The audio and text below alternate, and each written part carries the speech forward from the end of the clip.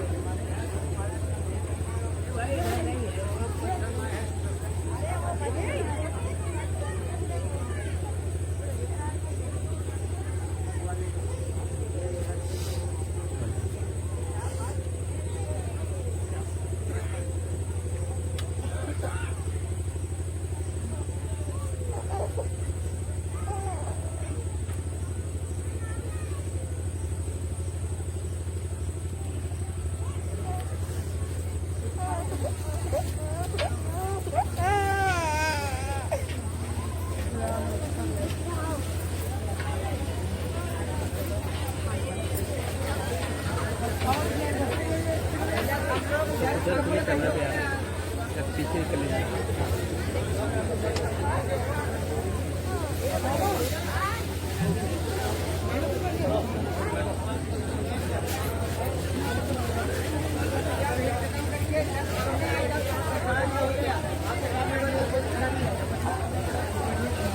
चले बैठिए आप आगे आगे वाले हट जाओ बाबू चले ऐसा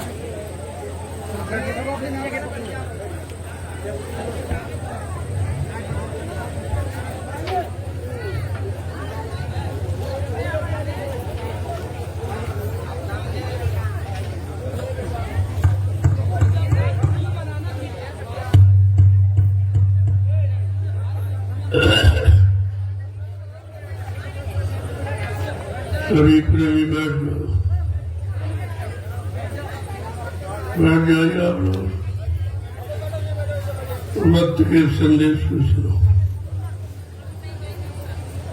क्योंकि समय की पुकार है परिवर्तन की। समय परिवर्तन चाहता है, अब इस परिवर्तन को समझना है। परावर्तन परिवर्तन नहीं होता। जो ये लोग मिला जुला की बात करते हैं, ये परिवर्तन नहीं जानते, और परिवर्तन इनकी उसकी बात नहीं है। जब तक व्यक्ति अपने आप में परिवर्तन नहीं करेगा, अपने भाव विचारों में, अपनी रहनी गहनी में, तब तक परिवर्तन नहीं समझ पाएगा। आज समय चाहता है अच्छी व्यवस्था। बात तो व्यवस्था की है, चाहे वो पारिवारिक व्यवस्था हो, सामाजिक व्यवस्था हो, देश की व्यवस्था या संपूर्ण विश्व की व्यवस्था हो। अगर व्यवस्था ठीक हो जाए तो सब ठीक हो जाएगा। व्यवस्था की बात कोई नहीं करता, वो अपनी निजी व्यवस्था की बात करते हैं। हमें राज मिल जाए, हमें पाठ मिल जाए, धन मिल जाए, दौलत मिल जाए, मतलब यानी कुर्सी मिल जाए, पद मिल जाए, लेकिन ये नहीं सोचते हैं कि हमको जीवों को न्याय मिल जाए, न्याय मिल जाए, नीति मिल जाए, सिद्धांत मिल जाए, सुख और शांति मिल जाए, इसकी बात नहीं करते। और यही कमी है, इसी कमी को दूर करना है। तो बगैर संगठन के कुछ नहीं होता। धर्मशास्त्रों में भी लिखा है, कलयुगे संघे शक्ति। कलयुग में संगठन ही शक्ति है। जिसके पास संगठन उसके पास शक्ति है, जिसके पास शक्ति है उसके पास सबको मुक्ति दिलाने का रास्ता है। बात तो हमें संगठन की सोचनी चाहिए। आज हमारा संगठन विघटन में बदल गया। हम संगठित थे, विघटित होकर, और संगठन की आवाज समय पर सब लेकर जब जैसी आवश्यकता जरूरत पड़ी, जब जैसे लोगों के अंदर वह विचार देखे, तब तैसी आवाज लगाई। एक समय जब हम गुलामी में जी रहे थे, दास्ता की विषम जंजीरों में जकड़े थे, तो कोई न कोई तो आवाज लगाने वाला खड़ा ही हो जाता है, और उस समय का महान होता है। महानता उसी की होती है जो सबके लिए आवाज लगाता है, अपने निजी स्वार्थ लोभ लालच के लिए नहीं, सबके जनहितार्थ। एक महापुरुष की बात सामने आई। उसने समय की स्थिति को देखा कि सारी जनता भारत की दास्ता की गुलाम जंजीरों में जकड़ी थी, और जंजीरों से मुक्त कराने के लिए उस महाशक्ति ने एक आवाज लगाई थी कि तुम हमें खून दो, मैं तुम्हें आजादी दूंगा। बहुत बड़ी बात है ये। खून का मतलब है सर्वांग समर्पित, कि हम तन मन धन सबसे पूर्ण समर्पित है आपके भाव विचारों पर, आपकी नीतियों पर, आपके परिवर्तन की भूमिका पर, और गुलामी से मुक्त हो उस आवाज पर हम पूर्ण समर्पित हैं। और लोगों ने अपना भाव दिखाया, लेकिन समय बड़ा विचित्र होता है। समय ने कुछ पलटा खाया, और जो आवाज थी वो लोगों ने, कुछ स्वार्थी लोगों ने उसको धीमा करना चाहा, लेकिन सत्य की आवाज कभी धीमी नहीं होती, और उसको कोई धीमी कर भी नहीं सकता। इसी कहा सत्य कोई पराजित नहीं होता। परेशान किया जा सकता है, लेकिन पराजित नहीं होता। उसी आवाज को, आज समय को देखकर फिर एक आवाज आपके सामने दी गई है, तुम हमारा सहयोग करो, मैं तुम्हें व्यवस्था दूंगा। बात वही है, अंतर कुछ नहीं। समय की आवाज अलग अलग होती है। जब जैसी आवश्यकता जरूरत पड़ती है, तब जैसे समय का महापुरुष आवाज को बदल देता है। तो आपके सामने आवाज लगी है, पहले भी लगी थी, आज भी लगी। अब उस समय उसकी जरूरत थी, किसी को देश से भगाना था।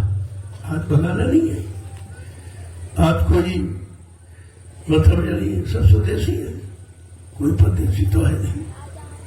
जब सब स्वदेशी है तो ये स्वदेश की परिभाषा, स्वाधीन की परिभाषा अभी लोगों को पूर्णतया नहीं मालूम कि स्वाधीन किसे कहते।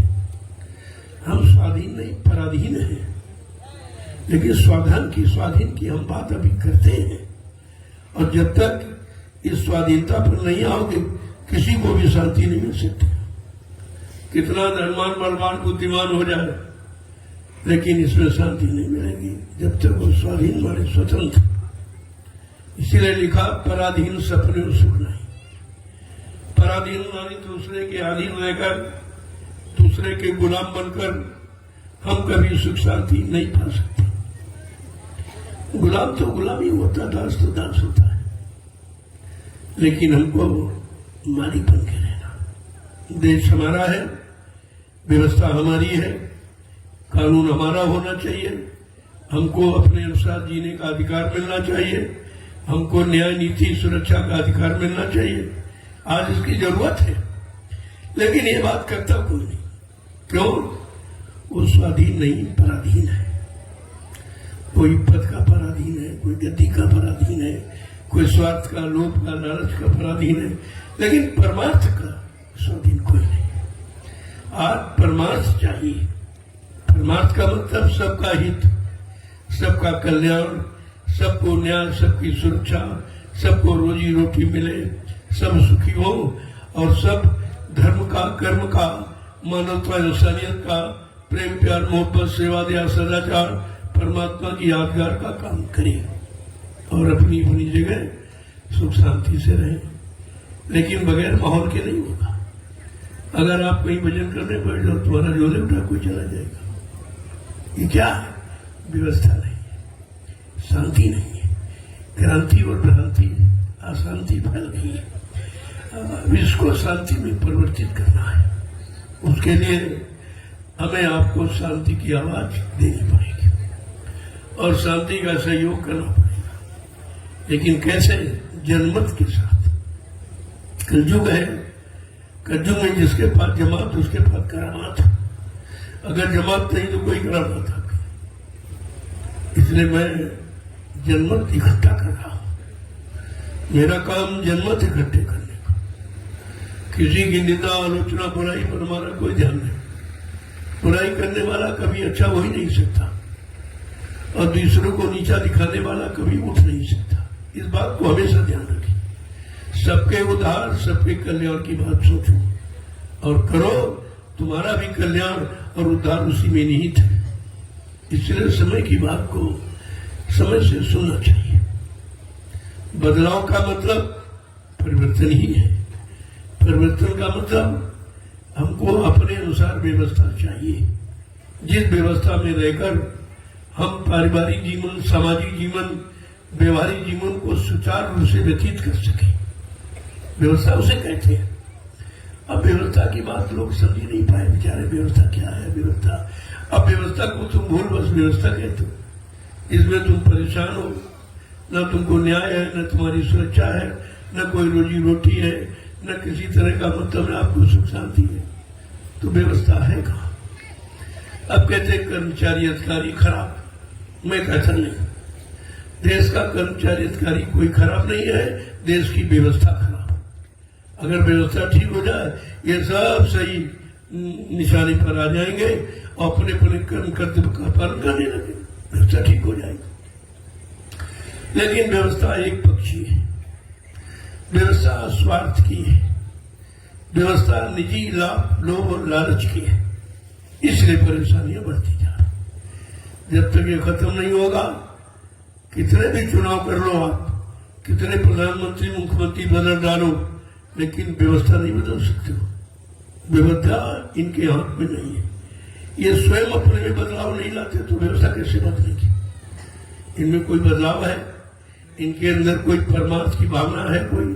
कोई धर्मार्थ की भावना, कोई सेवार्थ की भावना? कुछ नहीं, केवल स्वार्थ की भावना। स्वार्थी लोग कभी किसी का हित नहीं कर सकता, वो केवल अपनी तक जी रहा है। और यहाँ परमार्थ की बात हो रही है। संत महापुरुष परमार्थ की बात करते हैं, महाशक्तियां परमार्थ की बात करती हैं और बाकी सब स्वार्थ की बात करते हैं। जिनको आपने भगवान कहा वो भी स्वार्थ में ही निहित थे, क्योंकि उनका इतिहास बताता है कि एक बदले की भावना से कितना बड़ा जनसंहार कर डाला लंका में। एक पल में एक बदले की भावना कि हमारी स्त्री का पर्व हो गया। स्त्री कारण कीन संग्रामा, बन बन फिरे लक्ष्मण हो रामा। एक स्त्री के बदले में कितना भारी जनसंहार हो गया। ये परमार्थ नहीं है, ये स्वार्थ है। ये मतलब यानी जिसके अंदर बदले की भावना है अब इस स्वार्थ से अलग नहीं हो पाया। तो इसलिए परमार्थ कभी ऐसी शिक्षा नहीं देता। परमार्थ का मोड़ ही अलग है और जब तक आप परमार्थ के मोड़ पर नहीं खड़े होंगे आप सुख शांति कदापि नहीं पा सकते। आज मैं परमार्थ की बात ही कर रहा हूं। सारे हिंदुस्तान को परमार्थ की तरफ ले जाने का प्रयास कर रहा हूं कि आप परमार्थी जीवन व्यतीत करो, फिर देखो तुम्हारे जीवन में कितनी सुख शांति। अब यह सब अपनी अपनी व्यवस्था, अपनी अपनी दुकानें, अपने स्वार्थ लोलाल के क्या कर रहे हैं? ये सब नरक जाने के पंथ रास्ते हैं, इनसे दूर होना चाहिए। अब सदगुरु की शरण में आकर भी अगर आप मतलब अपने आप को नहीं बदल पाए, अपने आप को परमात्मा की जगह पर नहीं चला पाए, तो इससे सरल और सहज कोई रास्ता नहीं है जिसमें एक पैसे का खर्च है।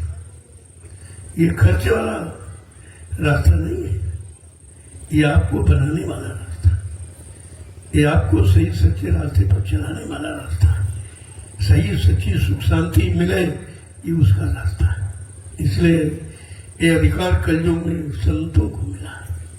अब संत किसे कहते हैं? जो सबके अंत में खड़ा हो, काम के, क्रोध के, लोभ के, मोह के, अहंकार, ईर्ष्या, राग, द्वेष, स्वार्थ, लोभ, लालच, मान, अभिमान सबसे परे वो संत है। वो संत कोई दाढ़ी बाल नहीं है, कोई लाल पीला कपड़ा नहीं, कोई मजहब धर्म नहीं है। तो कहने का मतलब यह है, पहले हम शब्द की परिभाषा समझे, शब्द का अर्थ समझे, शब्दार्थ करना सीखे, तब तो आपकी समझ में आएगा। और ऐसे कहने से कुछ होने वाला नहीं है। कितना कहा गया, कितना सुनाया गया, लेकिन परिणाम अच्छा क्यों नहीं निकला? क्योंकि लोग बदले नहीं, लोगों ने अपने ऊपर लागू नहीं किया, अपने जीवन में उसको उतारा नहीं और उसके अनुसार बनने का प्रयास नहीं किया, इसलिए संदेश ही नहीं गया। तो संदेश नहीं है, संदेश है हमें सबको बदलने का, हमें सबको सही सच्चे रास्ते पर चलने का, हमें सबको मानवता, जो मानव इंसानों का भोजन जिसमें सद्बुद्धि सद्ज्ञान होता है, जब तक आपका भोजन नहीं सही होगा, आपका आहार सही नहीं होगा, आपके विचार कभी सही नहीं। आहार से विचारों का जन्म होता है। इसलिए समय की आवाज है कि हम मानवीय आहार, जिसे शाकाहार कहते हैं, शुद्ध आहार कहते हैं, सात्विक आहार कहते हैं, हमें उसे अपनाना है। तब हम अपने अंदर सद्विचार पैदा कर सकते हैं और सबके प्रति अच्छा सोच ही नहीं सकते, कर भी सकते, लेकिन उसके लिए सर्वप्रथम आहार की जरूरत है। बिना आहार के सुधार नहीं है, और आहार नहीं ठीक तो श्रृंगार नहीं बंद होगा। ये दूषित आहार ही तो श्रृंगार करता, और सात्विक आहार सुधार करता। श्रृंगार और सुधार में यही तो फर्क है, और आप न श्रृंगार समझ पाए न सुधार समझ पाए। तो ऐसे कहने से कुछ नहीं होगा, अब करने की जरूरत है। ये कर्म भूमि है भारत, इसमें जो भी आया उसने कर्म किया। नेता सुभाष चंद्र बोस ने जो कर्म किया है, अगर उस कर्म उसको सब लोग अपना लेते, उस पर चल फिरते, तो देश का नक्शा ही बदल जाता, नक्शा बदल जाता। लेकिन कुछ नहीं हुआ, केवल कहते रहे, सुनते रहे, सुनाते रहे। अब करने की बात तो आपने अपना ही नहीं, और आपने कुछ किया भी नहीं। तो बगैर करने से कुछ नहीं होगा, आपको करना पड़ेगा। ये कहना सुनना ये सब ढोंग है, ये पाखंड है, इससे कुछ नहीं होगा। अब आप कहते रहो, लोग सुनते रहे, तो कहने वाला भी कुछ नहीं कर सकता और सुनने वाले भी कुछ नहीं कर सकते। इन दोनों को कर्तापन में उतरना पड़ेगा। सुना ऐसी जाता है करने के लिए, सुना इसीलिए जाता कि हम करने लगे, लेकिन यहाँ सुना सुनी है केवल, कहा सुनी, और कहा सुनी माने झगड़ा। कहते हमारी उनकी कहा सुनी हो गई, कहा सुनी तो झगड़ा है, और यही एक कह रहा एक सुना। लेकिन संतों ने कहा, नानक जी ने यही कहा था, एक ने कही एक ने मानी, और नानक कहे के दोनों ज्ञानी।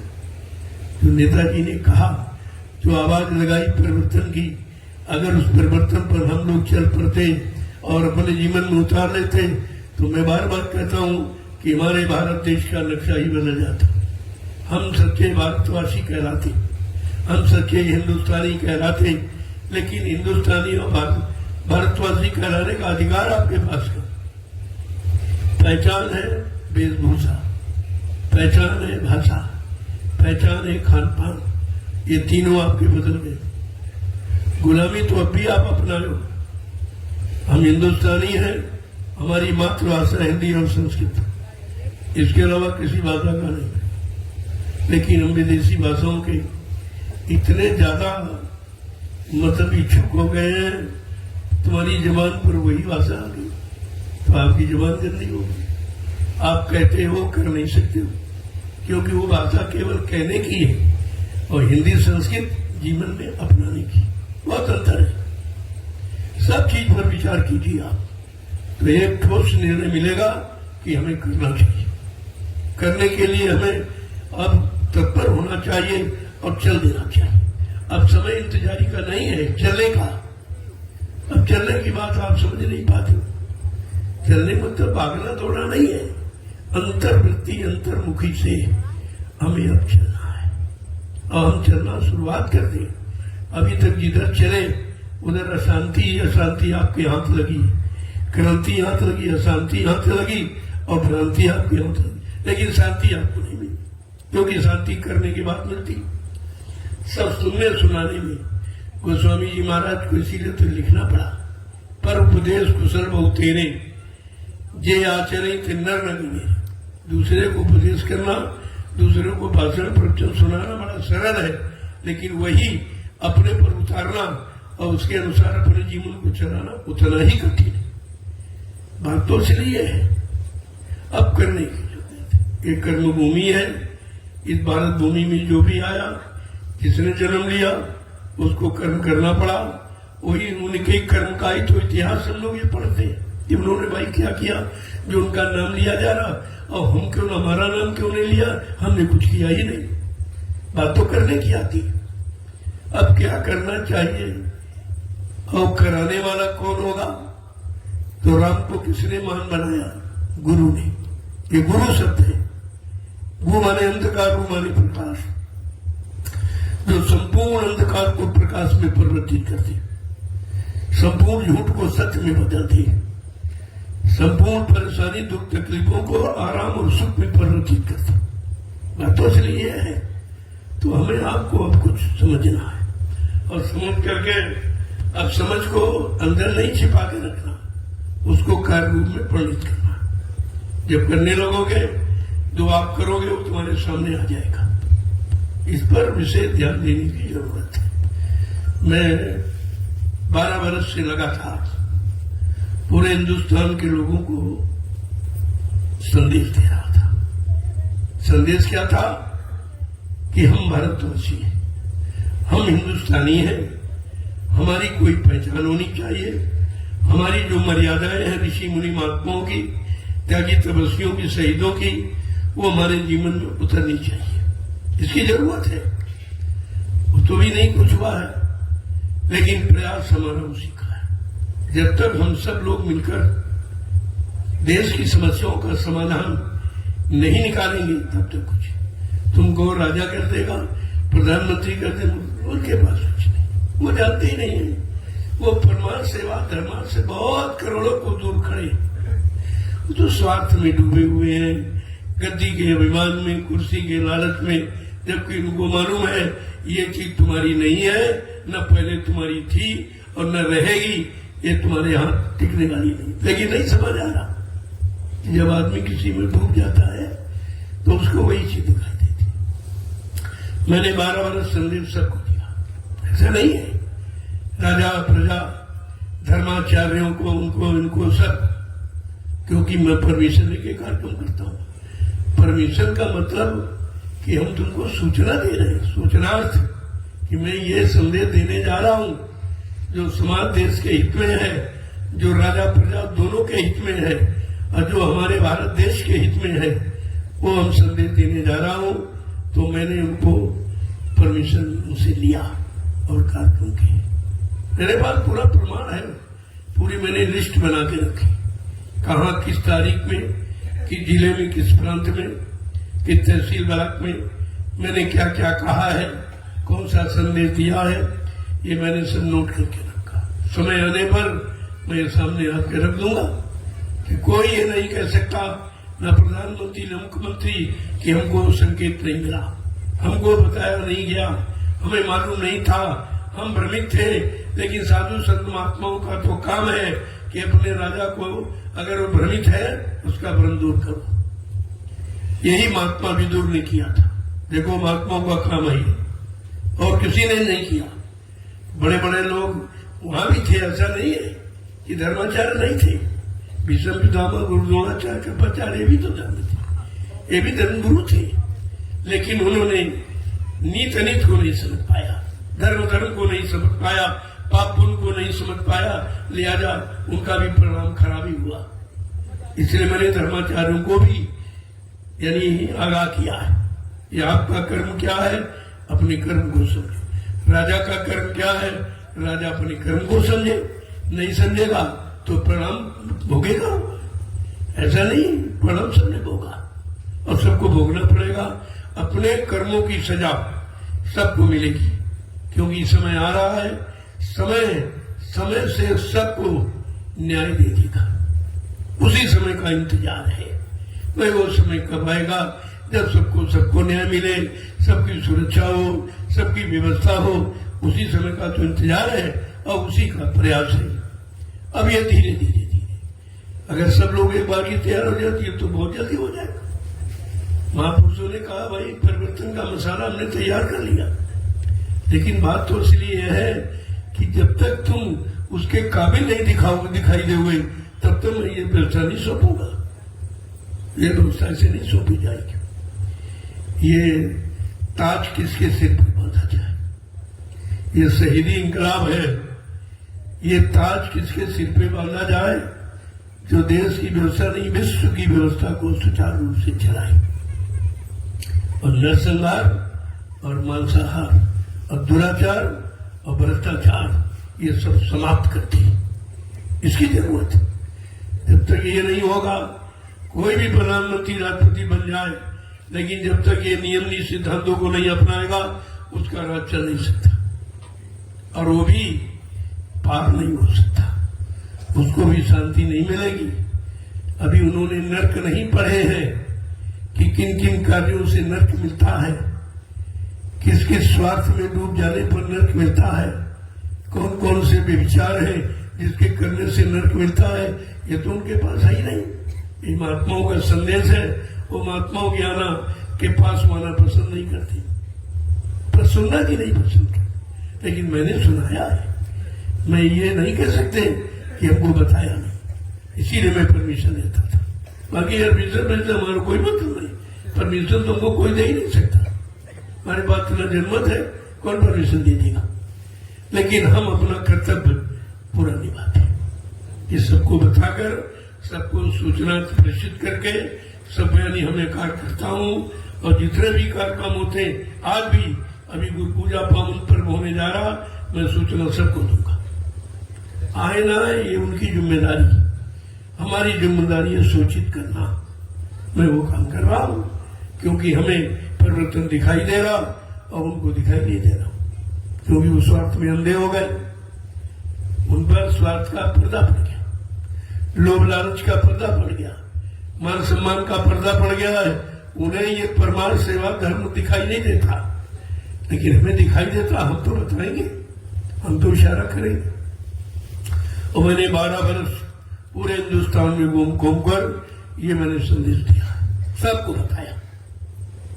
कोई अपने स्वार्थ लोभ लालच करे, हमको तो कुछ चाहिए नहीं।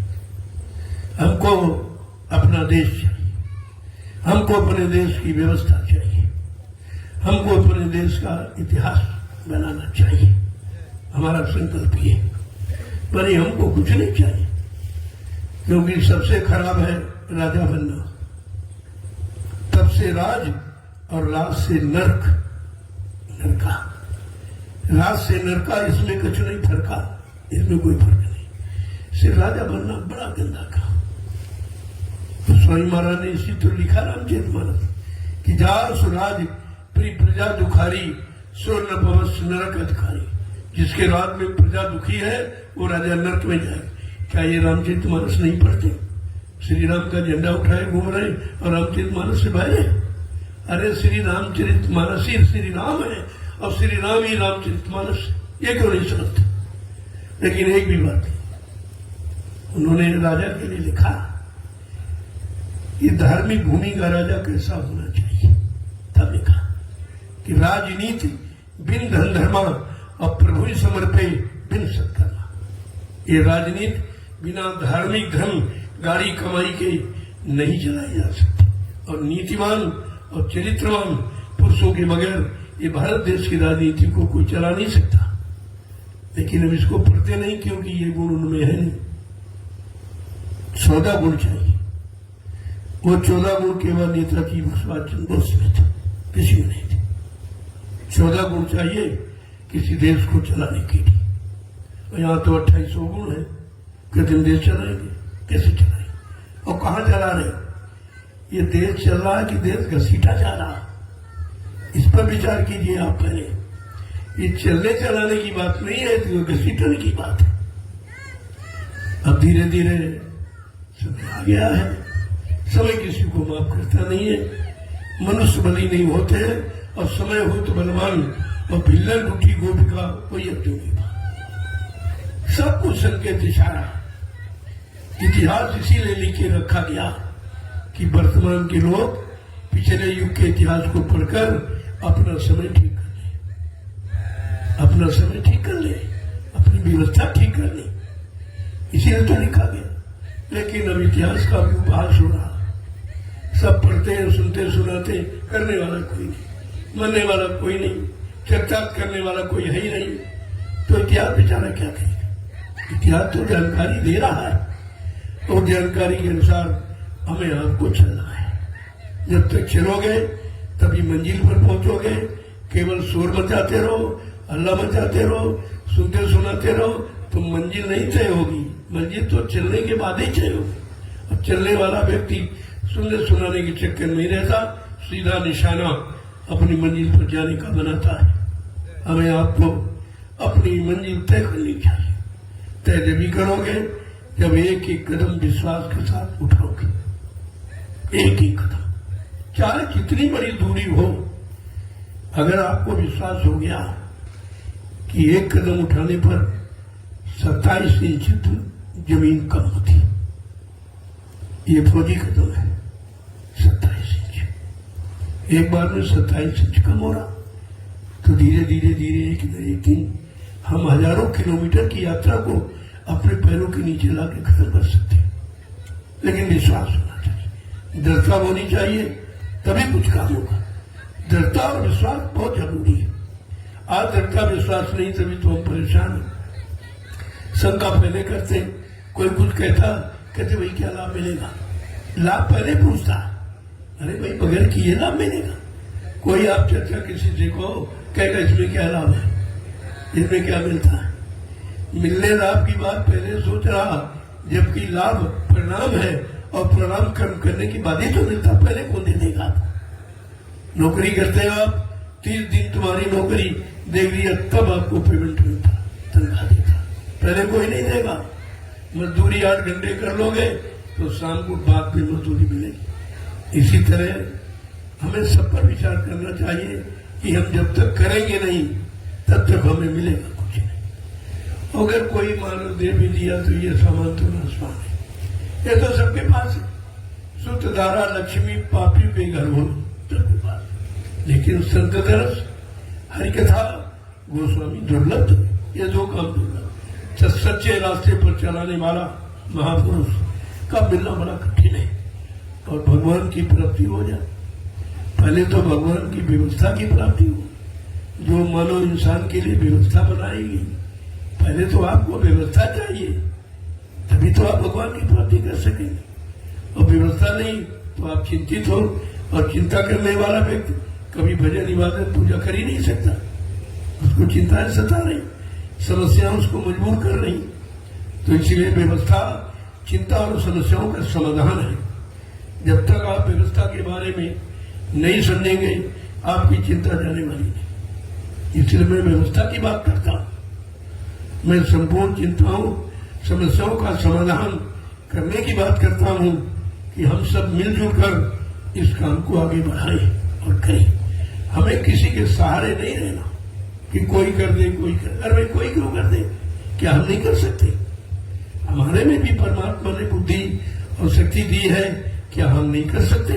आप अब सब यही कहते हैं ऐसा होना चाहिए, ऐसा होना चाहिए। अरे चाहिए शब्द हटाओ, चाहिए शब्द पर जीवित रहोगे कभी कुछ नहीं मिलेगा। चाहिए नहीं, ऐसा करना है। संकल्प लो हमें ऐसा करना, हम सब मिलकर करेंगे। हम एक के सारे नहीं बैठेंगे कि प्रधानमंत्री कर दे, मुख्यमंत्री कर दे, ये कर दे, वो कर दे। एक के बस का नहीं काम है।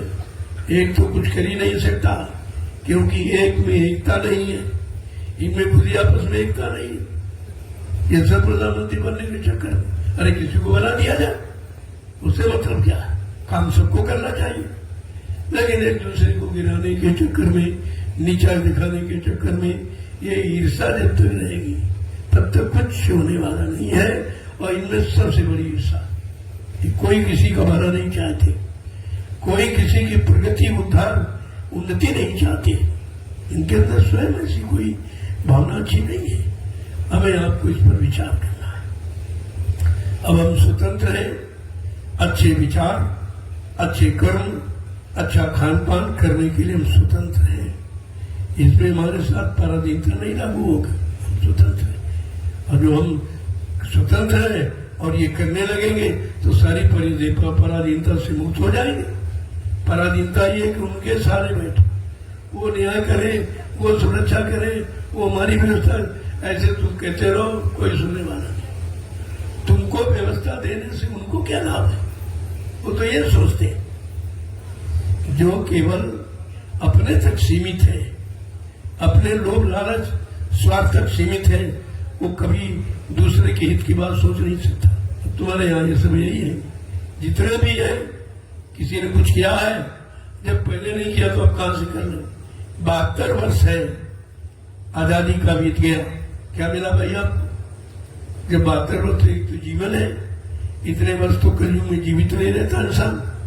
एक जीवन पूरा निकल गया और मिला कुछ नहीं, तो अब तुम इससे उम्मीद क्या रखते हो? सरकार नाम की चीज हमारे देश में कभी नहीं है। ये तो अभी लोग ले आए, अभी ले आए। हमारे देश में सरकार सत्य नहीं, हमारे देश में नेता सत्य नहीं था। नेता सत्य तो एक ही के आगे लागू है, नेता सुभाष चंद्र बोस। किसी के साथ ये शुद्ध किसी के अंदर के साथ में लागू नहीं करना चाहिए। अब सब नेता, ये नेता का मतलब कहते हैं जो सबसे सब कुछ लेता और किसी को कुछ नहीं देता, उसको कहते नेता। ये नेता ही है। लेकिन जिसके पास नीति है, जो निपुण है, जो चतुर है, विवेकवान है, बुद्धिमान है, चरित्रवान है, वो नेतृत्व देश समाज परिवार का कर सकता है, बाकी नहीं। बाकी किसी की बस की बात नहीं है। इसलिए मैं तो यही लोगों को बताना चाहता हूं कि अब किसी के सहारे मत बैठो, खुद खड़े हो जाओ, खुद काम करो। और कैसे? क्योंकि खुद वो भी नहीं करते, पहले वो जनमत इकट्ठा करते। ये वोट लेना क्या, जनमत ही तो है। अगर बगैर जनमत के बन जाए कोई प्रधानमंत्री, राष्ट्रपति, वो जनमत के ही सारे खड़े होते। अब तुमको जनमत की बात बताते नहीं, तुम आपस में लड़ते झगड़ते रहते हो, ईर्ष्या द्वेष करते रहते हो, और तभी तुम विकास और उन्नति कर नहीं पाते हो। कारण यही है, बगैर जनमत के कोई कुछ कर ही नहीं सकता। इसलिए जमात की करामात मानी जाती है। आज हमारा जनमत सबसे बड़ा, हम 45 करोड़, लेकिन ब्रिटेन में सब फैल गई था, भ्रमित हो गए। कुछ स्वार्थी लोभी लाची घुसकर भ्रमित कर दिया। अब तुम उस स्वार्थी लोभी लाचियों को पहचान ही नहीं पाते कि ये तुम्हारा काम कर रहे हैं कि तुमसे अपना काम करवा रहे हैं, ये तुमको लाभ दे रहे हैं कि तुमसे अपना लाभ ले रहे हैं। जब इतनी भी बुद्धि तुम्हारे पास नहीं है तो तुम कर ही क्या सकते हो? कम से कम इसको तुम समझो कि कोई हमको लाभ दे रहा कि हमसे लाभ ले रहा। नेता चंदा नोट वोट, महंगाई टैक्स ले रहे हैं, ये कहां दे रहेगा? लेने वाला भिखारी होता, देने वाला दाता होता। तुम भिखारियों से उम्मीद करते हो कि देश का सुधार हो जाए, इनके बदौलत। उधर धर्माचार, वो भी दान दक्षिणा, धोती रोटी लंगोटी मांगते रहते, ये भी भिखारी है। ये अब भिखारियों का देश हो गया, और भिखारियों पर से तुम उम्मीद करते हो कि कुछ मिल जाएगा। अरे भिखारी बात होता तो तुमसे मांगता क्यों? वो तो साफ अपनी बात जारी करते कि हम भिखारी हैं, हम चंदा मांग रहे हैं, हम नोट मांग रहे हैं, हम वोट मांग रहे हैं, हम महंगाई रूप में, पैसों के रूप में। तो आपको तो इतना बड़ा काम दिखाई दे रहा है इन भिखारियों का, और उन्हीं के सहारे बैठे कि देश समाज का कुछ काम हो जाएगा। अरे जब वो अपना काम नहीं कर सकता, हमारे आपके सहारे बैठा, हमसे आप भी भीख मांगकर अपना काम कर रहा, तो उससे आप उम्मीद करते कुछ काम हो जाएगा? ये बात समझ में किसी की नहीं। सब पढ़े लिखे अनपढ़ एक ही लाइन में खड़े, कर्मचारी अधिकारी भी उसी लाइन में खड़ा है। वो भी कहता अगर सत्य कह दूंगा नौकरी से निकाल दिया गया। अरे नौकरी उनकी है, नौकरी वो देते हैं, लेकिन तुम्हारे में संगठन नहीं। अगर कहने वाला एक है तो उनके साथ जुड़ने वाले 1000 हैं, तो तुम्हारी कौन सुनेगा? जहां 100 कसाई वहां एक की क्या बसाई, ये क्या कर सकता? इसलिए सर्वप्रथम हमें आपको संगठित होना, संगठन की आवाजी लगाई गई थी तो देश में आजादी की शुरुआत हुई थी। सब संगठित हो जाओ, सब देशवासी एकजुट होकर, मतलब यानी इनको निकाल बाहर करो देश से कि दूसरा हमारे देश में शासन करे, दूसरा हमारे देश में राजा बने और हम पराधीन बनकर उनके सामने हाथ जोड़ के गिड़गिड़ाए, उनसे हम न्याय मांगे, जबकि देश तुम्हारा है, व्यवस्था तुम्हारी है, हम भी किसी से मांग रहे। यही कमी है, इस कमी को दूर करना है। इसलिए संगठित होकर अगर आप काम करो तो जल्दी हो जाएगा, बहुत जल्दी हो जाएगा। मैं उसी संगठन को तैयार कर रहा हूं, मेरा और कोई काम।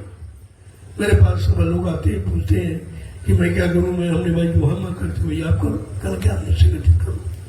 तुम्हारा इतना बड़ा परिवार है, तुम्हें किसी के सामने हाथ फैलाने की जरूरत ही नहीं।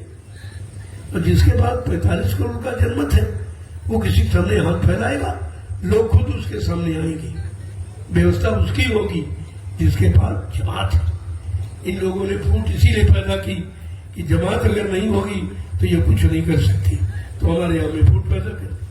यही फूट ही हमारी पराधीनता का कारण है। अगर ये फूट खत्म हो जाए और हम संगठित हो जाए तो हमारी पराधीनता समाप्त हो जाएगी, हम स्वाधीन हो जाएंगे। स्वाधीनता हमारा जन्मसिद्ध अधिकार है, हम उसे कैसे बुला सकते हैं, लेकिन कहने से नहीं, करने से।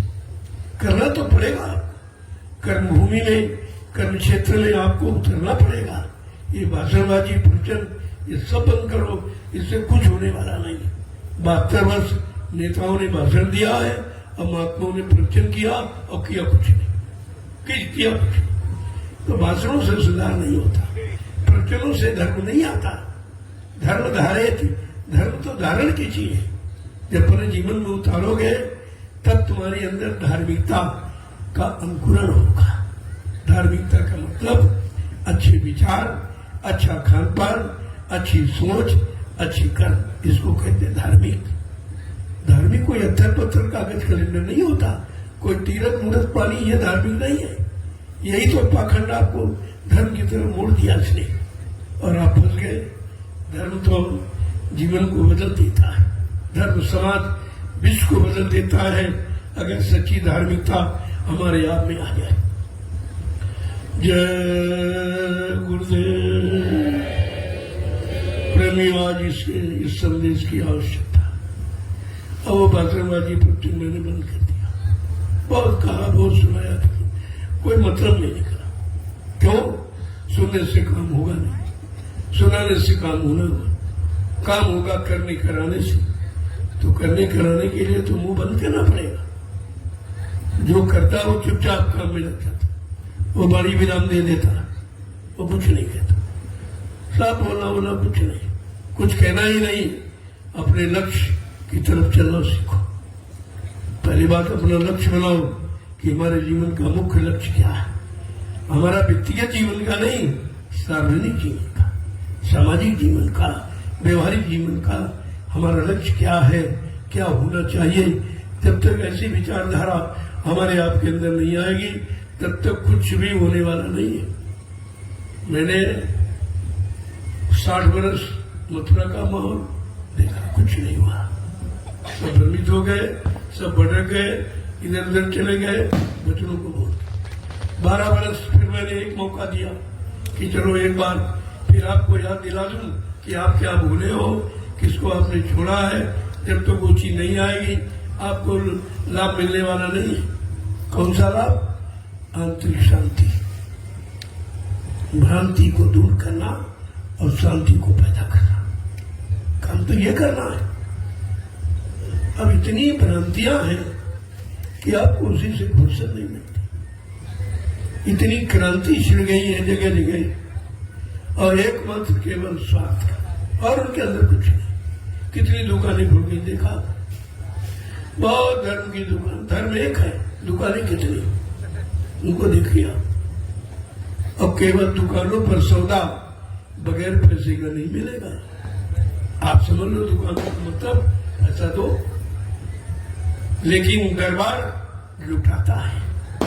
ये दरबार है यहाँ लुटाया जाएगा और लुटाया जा रहा।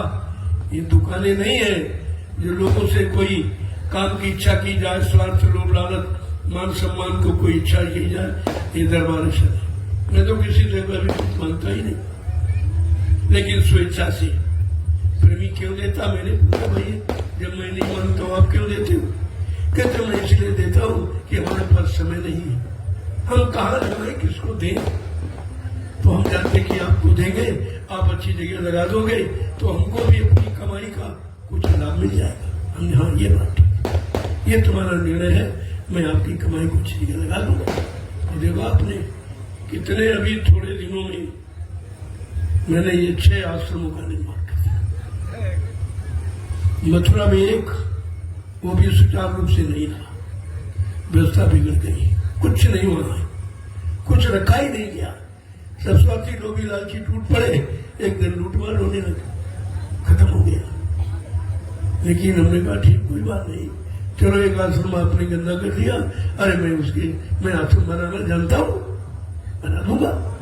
मैंने 5 आश्रम बना दिए, वैसे तो 6 है लेकिन 5, 3 तो यही है। एक आपका हरदोई बगल में दयाल आश्रम, और 2 ये है, एक नैमिषारण में और ये ग्रामशाला मिश्रित में है, यहाँ बैठे हो आप, और एक नवीनतम आश्रम का निर्माण करने जा रहा है। वो सबके जनहित का होगा, उसमें किसी एक व्यक्ति का नाम नहीं होगा, सबके। वो कब होगा? जब समय आएगा। इससे तुम्हें जानकारी देने के लिए मैंने इन आश्रमों का निर्माण किया था कि यहाँ से लोगों को सही सच्ची जानकारी मिलेगी कि आश्रम का मतलब क्या होता है। आश्रम माने अपना आश्रम, किसी दूसरे से भीख मांग के नहीं, अपना आश्रम, अपना आश्रम, अपनी अपनी गाड़ी कमाई जहाँ लगेगी वहाँ हमेशा सुख शांति ही रहती। मैंने किसी सेठ साहू का पैसा नहीं दिया, लोगों ने कहा करोड़ ले लो, 2 करोड़ ले लो। नहीं, मैं भिखारी नहीं हूँ, हमारे गुरु ने मुझे भिखारी बनाया नहीं था, इसलिए मैं भिखारी नहीं हूँ। अगर आपको वोट देने की इच्छा है उधर चले जाओ, उधर नैमिषारण में तमाम भिखमंगे हैं, उनको दे दो, मुझे नहीं दो। अयोध्या में चले जाओ, मथुरा चले जाओ, कहीं चले जाओ, तमाम भिखारी वहां सड़क किनारे बैठे, उनको दे देना, हमको नहीं बोलते। हमको तो प्रेमियों की गाड़ी कमाई चाहिए, जिससे समाज देश का कल्याण हो, इसके लिए।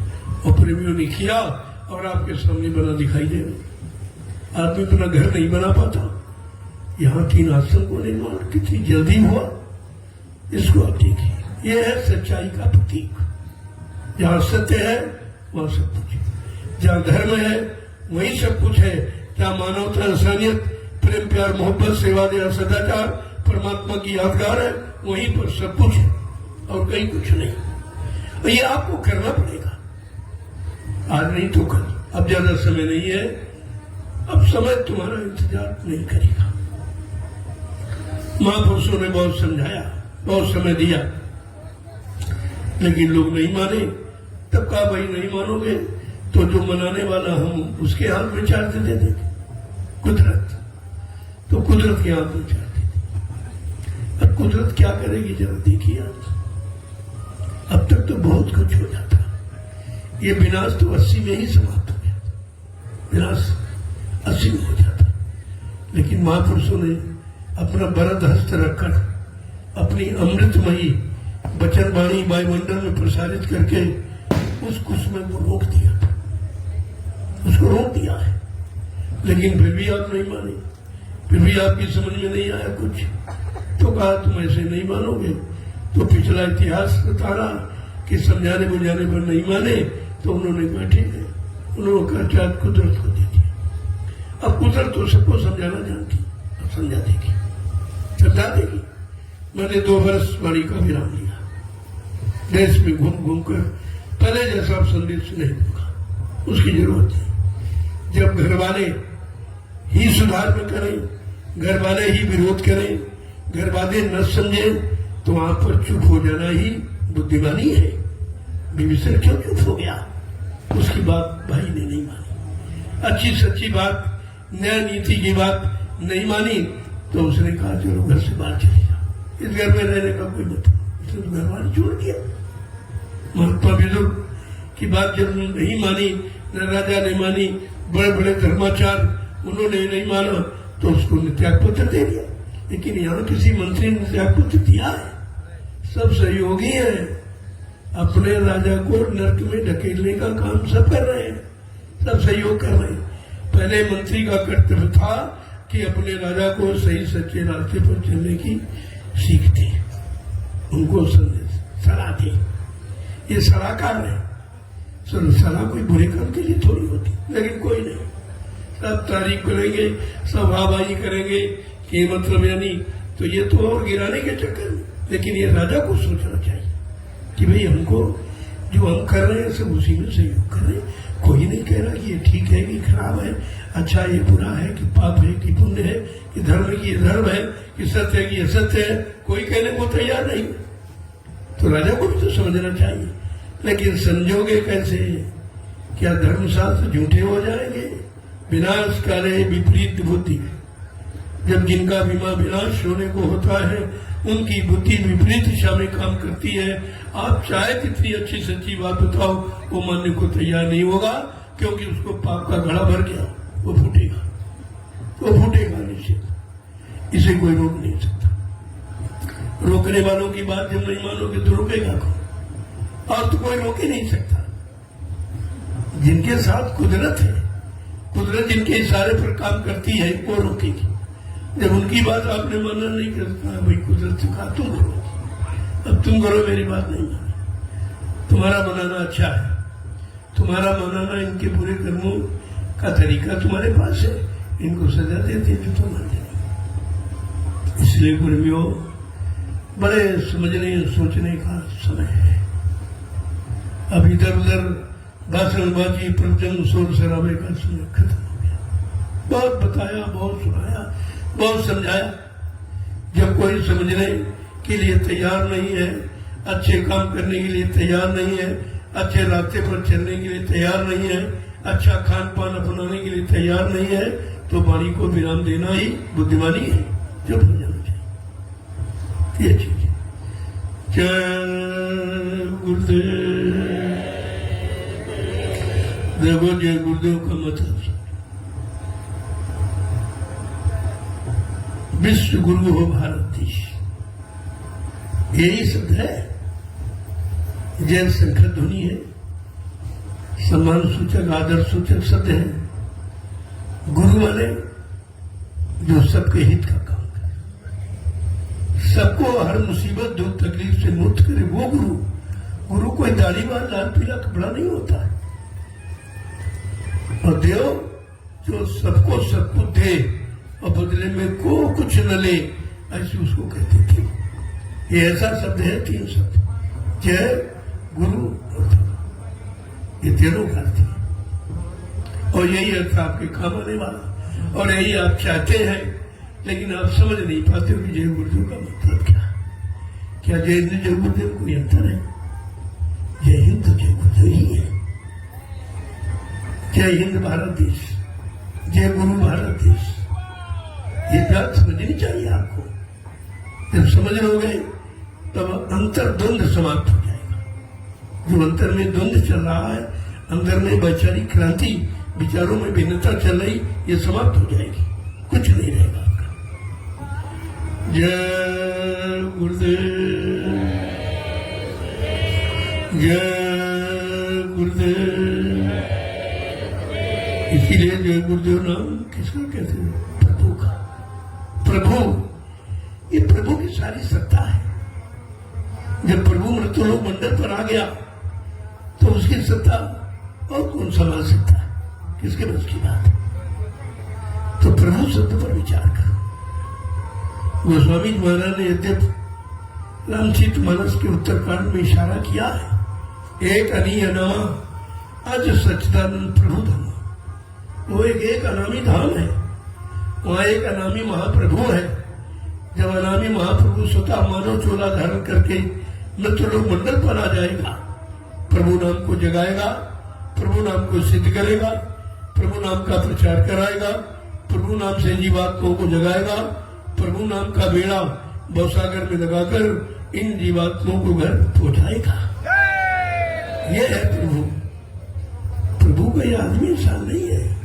अभी तक लोग यही नहीं समझ पाए प्रभु का मतलब क्या। प्रभु से बढ़कर और कुछ है?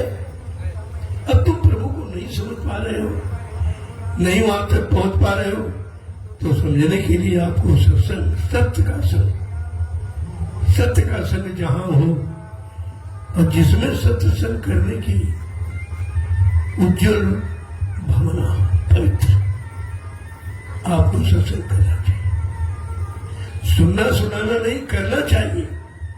सत्संग किया जाता, करिए नित्य सत्संग, बाधा सकल मिटाए, फिर ऐसा अवसर न मिले दुर्लभ नर्सन पर। हर रोज हर रोज प्रतिरोज सत्संग करो, सुनो सुनाओ, पढ़ो पढ़ाओ नहीं, करो। जब करोगे तो करने का अनुभव, अब करने का अनुभव सच्चा है। जो काम अच्छा बुरा कोई भी करना हो तो आप उसके बारे में अच्छी तरीके से जान जाएंगे। लेकिन सुनने वाला, पढ़ने वाला, ये बहुत सत्य, और भूल ही गए हो। फिर जिसने लिखा, किस स्थिति परिस्थिति में लिखा उसने, उसके सामने कैसी समस्या थी, कैसा वातावरण था, कैसे लोग थे, उनके विचार क्या थे, तो उसने लिख दिया। कोई जरूरी है कि तुम्हारे पर वो लिखा लागू हो जाए? वो तो समय की बात है। आज समय कुछ और है, जो लिखा गया उस समय कुछ और था। अगर उसको लागू करो तो ऐसा मन मरता सब झूठ लिखा। वो अपने समय का सत्य है, तुम्हारे समय का सत्य नहीं।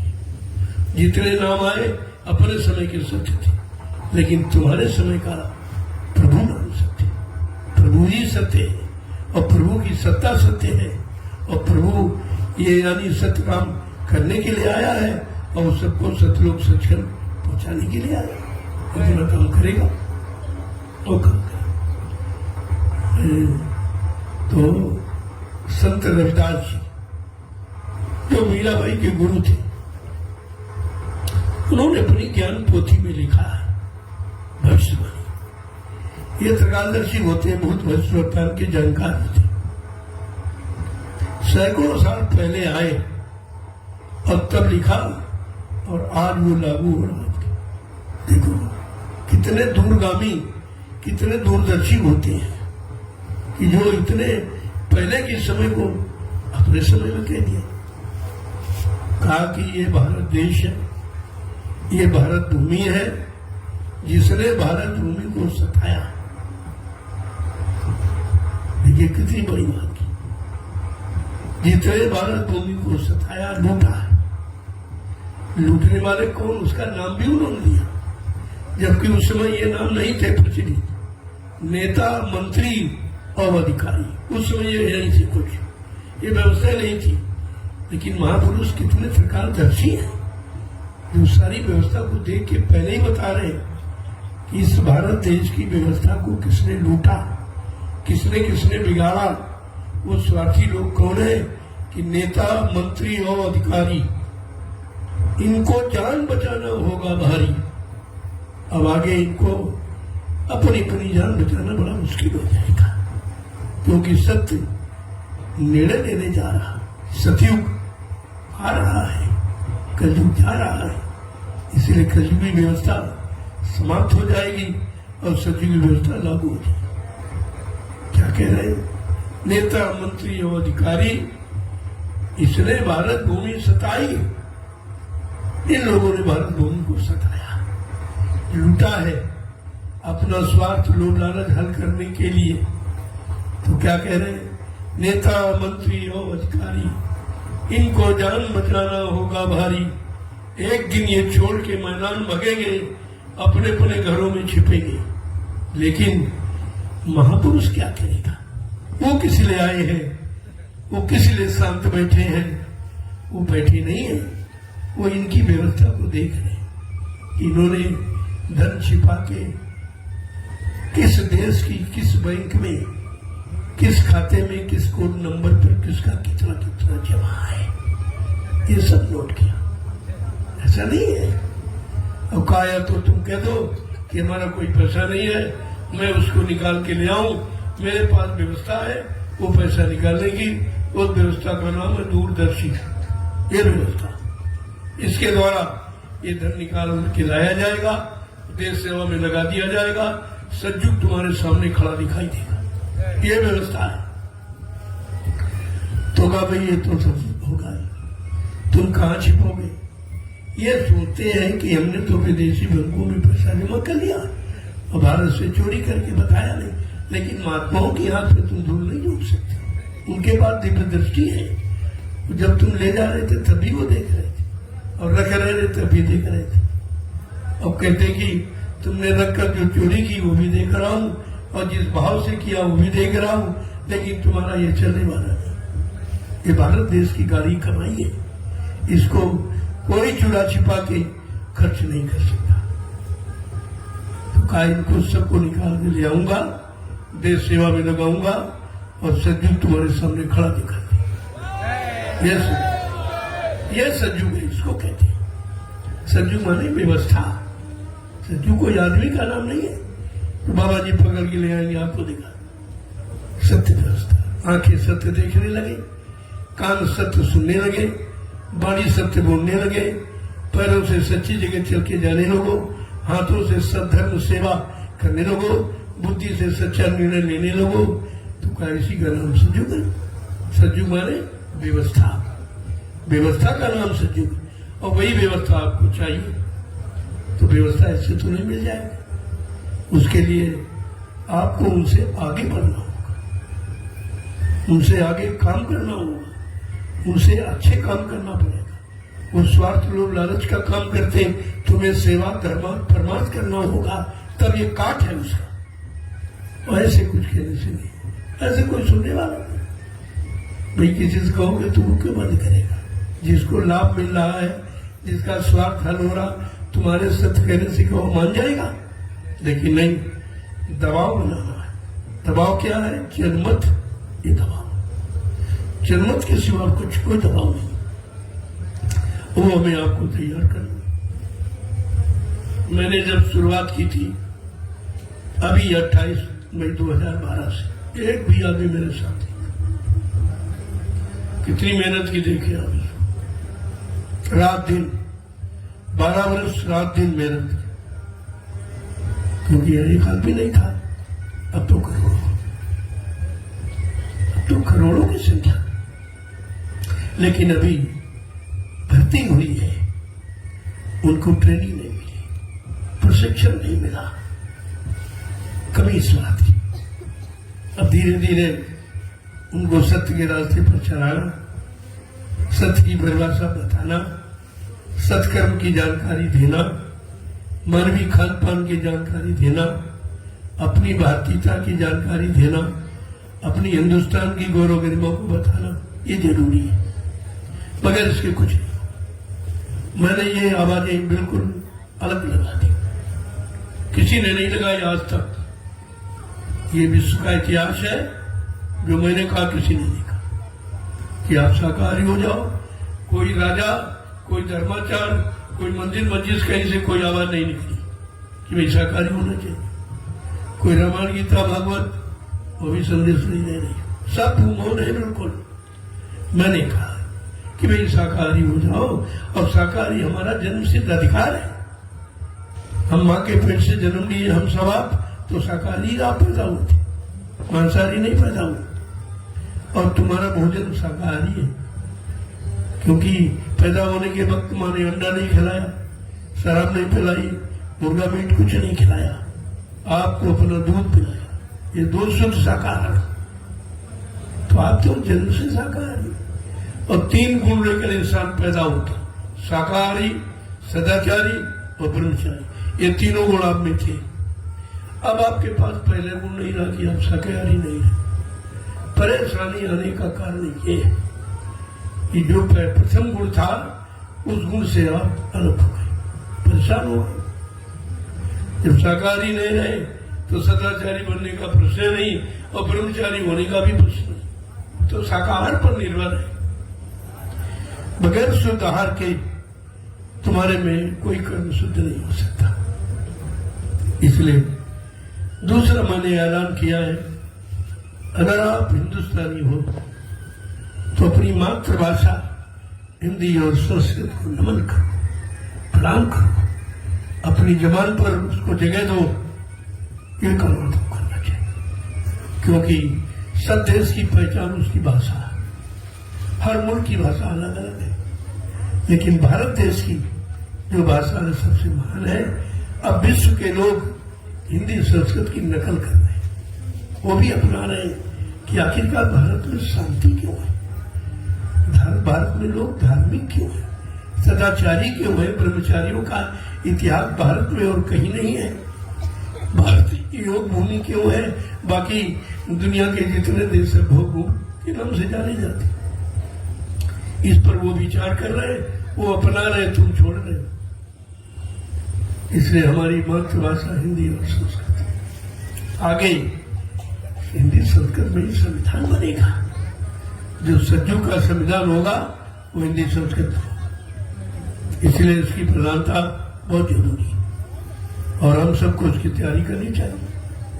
मैं इसी संदर्भ में इस स्थान पर आप बैठे हो, जय गुरुदेव आध्यात्मिक ज्ञानाश्रम, तो यहीं पर जय गुरुदेव आध्यात्मिक गुरुकुल हिंदी संस्कृत महाविद्यालय का निर्माण होने जा रहा है। मैंने इसकी घोषणा की है और इसकी जरूरत है, क्योंकि व्यवस्था आगे आ रही है। तो एक बार की अगर चीज नहीं है तो मतलब तैयार नहीं हो पाएगी, तो पहले तैयारी तो पहले से की जाएगी, तब तो उस समय पर आप काम कर सकोगे, तो उसकी तैयारी होगी। दूसरी पहचान है हमारी भारतीयता की कि भारतीय वेशभूषा। किसी देश में चले जाओ उसके वेशभूषा अलग है, लेकिन तुम्हारी कोई वेशभूषा नहीं है।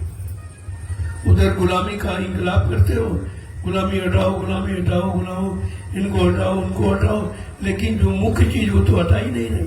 ना तुम भाषा हटा पा रहे हो, ना वेशभूषा हटा पा रहे हो। ये पैंट पत्रों ये अंग्रेजों की पोशाक आपकी नहीं। अभी अंग्रेजों के गुलाम आप, भाषा के गुलाम तुम, वेशभूषा के गुलाम तुम, अंडा मुर्गा मीट दारू के गुलाम तुम हो।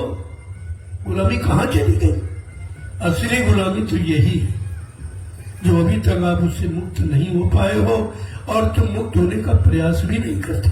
मैं बार बार कहता हूं, इसलिए मैंने ये 3 बिंदु जो रखे हैं जो हिंदुस्तान के विश्व में आज तक किसी ने नहीं कहा, किसी इतिहास में आपको नहीं मिलेगी कि आप इस तरीके से। और चौथा बिंदु मैंने रखा भारतीय नारी, कि नारी सृष्टि की केंद्र बिंदु है और नारी का अपमान जब जब हुआ विनाश हुआ। चाहे त्रेता का सीता का इतिहास ले लो, अत्या द्वापर में द्रौपदी का इतिहास ले लो। इसलिए भारतीय नारी कब कही जाएगी? जब भारतीयता में होगी, भारतीय वेशभूषा में होगी। तुम जिनकी पूजा करते हो, जिन देवियों की, कोई देवी सूट में भी नहीं है। सूट पहने कोई देवी है? फिर तुम, यानी देवी सूट में नहीं है लेकिन पुजारी सूट में है। और सूट में लूट है, साड़ी में नहीं। साड़ी में दया है। अगर सूट पहना तो द्रौपदी पीछे टूट गई थी, साड़ी पहनी, साड़ी में देखो मदद की गई, साड़ी बना दी गई। ये प्रमाण है आपके ऐतिहासिक। इसलिए मैंने भारतीय नारी के लिए साड़ी का ही मैंने उपदेश दिया है और धीरे धीरे आप धारण कर रहे हैं। साड़ी में तुम्हारी मर्यादा है, साड़ी में तुम्हारी सुरक्षा है, साड़ी में तुम्हारा बचाव है, तुम्हारा चरित्र बचेगा तो सब कुछ बच जाएगा। अगर जीवन में सबसे महत्वपूर्ण है तो चरित्र। अगर धन का नुकसान होगा तो फिर पैदा करके कर लो। स्वास्थ्य का नुकसान होगा, नियम संयम ब्रह्मचर्य संतुलित आहार करके उसको भी किसी हद तक पूरा किया जा सकता, लेकिन जिसका चरित्र चलेगा उसके पास कुछ नहीं बचेगा। इसलिए अगर चरित्र की सुरक्षा करनी है, सारी बीच नारी, नारी बीच साड़ी। साड़ी आपकी भारतीय पोशाक है, भारतीय वेशभूषा है, ऋषि मुनियों की देन है। आप उसको अपनाना ही होगा। अगर नहीं अपनाओगे तो स्थिति और खराब हो जाएगी, और खराब हो जाएगी। फिर आपको अपनी इज्जत वालों को बचाना बड़ा मुश्किल हो जाएगा। इसलिए मैंने ये 4 बिंदु रखे जो हिंदुस्तान में आज तक किसी ने नहीं कहा, न किसी धर्माचार्य ने कहा, न कोई धार्मिक स्थलों से आवाज निकली, किसी ने बताया ही आपको नहीं। और इसकी जरूरत है। जब तक ये नहीं आएगा हमारा देश जो था विश्व गुरु वो नहीं हो पाएगा। विश्व गुरु बनने के लिए तो सबका विश्व का गुरु हो, विश्व को मार्गदर्शन करे, विश्व का पथ प्रदर्शक बने, तो उसको तो बहुत ही सुरसाफ होना चाहिए। सारी नीतियों से भरपूर, सारे आदर्शों से भरपूर होना चाहिए, तभी तो हो पाएगा। ऐसा तो नहीं होगा।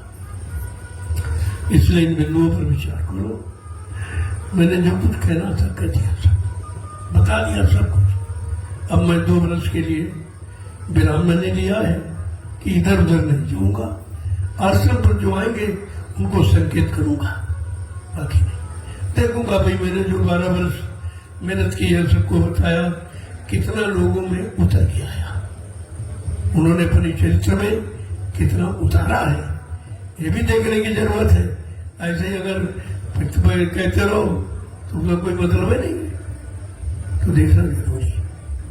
तो उसको मैं 2 वर्ष के लिए मैंने बाड़ी विराम बाहर के लिए दिया। आश्रम बनाएंगे प्रेमी, उनसे संपर्क करूंगा और मैं भजन करना चाहता हूं।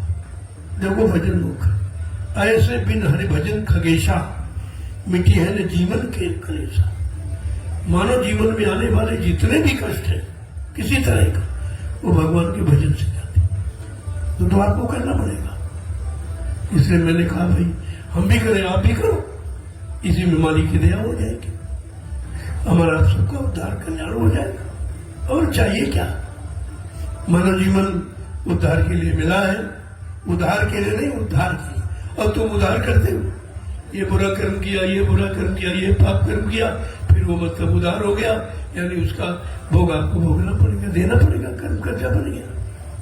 तो उद्धार और उद्धार में अंतर करना सीखो, तब समझ में सब आ जाए। जय गुरुदेव, जय गुरुदेव,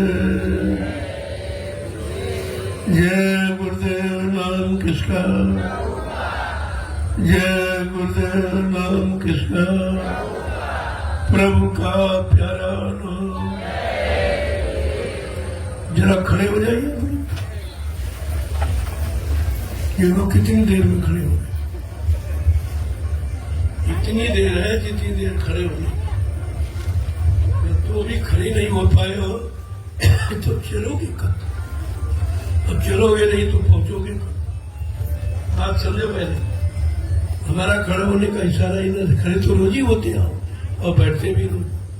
खड़े होने का मतलब अब अच्छे सच्चे काम के लिए खड़े हो जाओ, अच्छी सच्ची व्यवस्था बनाने के लिए खड़े हो जाओ, उसकी जरूरत है। और बैठो तो भजन पूजन के लिए बैठो, बैठना भी बुरा नहीं है, ये चीज हमेशा दे। और झुको वहां जहां कुछ मिले। तुमको झुकना वहां सिखाया जहां कुछ नहीं, कोई पत्थर के आगे, कोई कागज कैलेंडर के आगे, कोई पानी तीरथ नूरत, वहां क्या रखा? कौन देने वाला है? जहां देने वाला है नहीं वहां झुकने का लाभ क्या है? झुका जाता कुछ लेने के लिए। जैसे रास्ते से जा रहे हो, कोई रुपया पैसा पड़ा, झुक के उठा लोगे आप। झुकना वहां है जहां कुछ मिले। लेकिन तुम्हारा झुकना भी गलत जगह, खड़ा होना भी व्यर्थ में है। मतलब कुछ आपने करने की बात नहीं सोच पाई कि ये सब करने के लिए किया जाता है। ये जो शारीरिक क्रिया है इसमें भी कुछ लाभ है। जय गुरुदेव, जोर से बोलो, सब मिल बोलो, बोलना होगा, अभी से बोलो, दुख दर्द हरेंगे, सब कष्ट मिटेंगे, सुख शांति भी देंगे, सबके दाता, सबके मालिक, प्रेम से बोले, ये नाम काम नहीं इंसान का, ये काम नहीं इंसान का, ये काम है प्रभु का।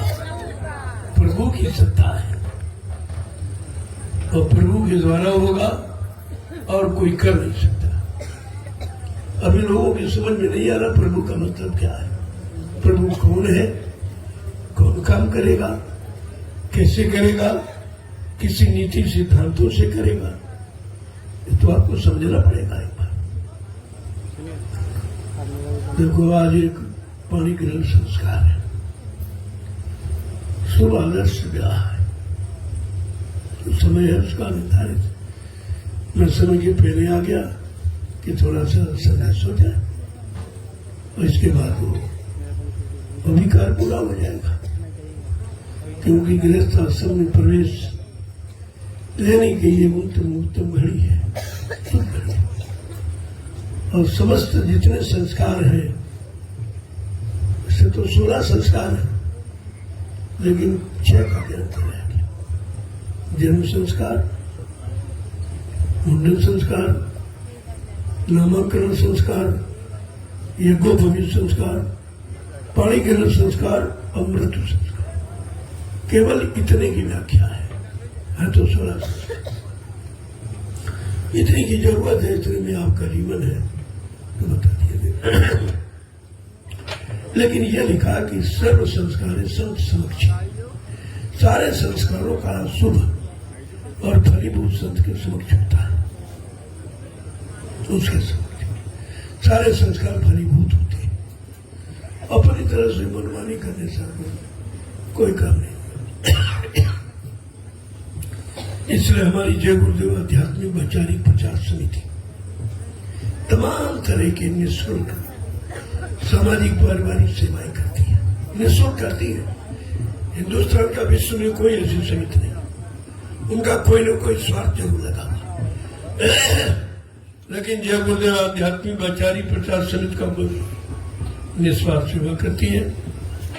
आदर्श विवाह सरकार ने आज तक केवल कहा है, भाषण दिया है, लेकिन चरितार्थ नहीं कर पाया कि दहेज प्रथा का अंत नहीं होगा। लेकिन इस दरबार में खुशी में तुम जो कुछ कर दो, लेकिन कोई मांगेगा नहीं, ये मांग जांच नहीं होती। तो पहला है आदर्श, इसके बाद जितने संस्कार हैं, नाम संस्कार है, मुंडन संस्कार है, निःशुल्क होता है, उसका कोई पैसा नहीं लिया जाता। इसके अलावा शाकाहार प्रचार, मैंने प्रचार का कोई पैसा नहीं लिया, जबकि जितने प्रचार आप मोबाइल में देखते हो सब पैसा, मगर वैसे कोई प्रचार ही नहीं है।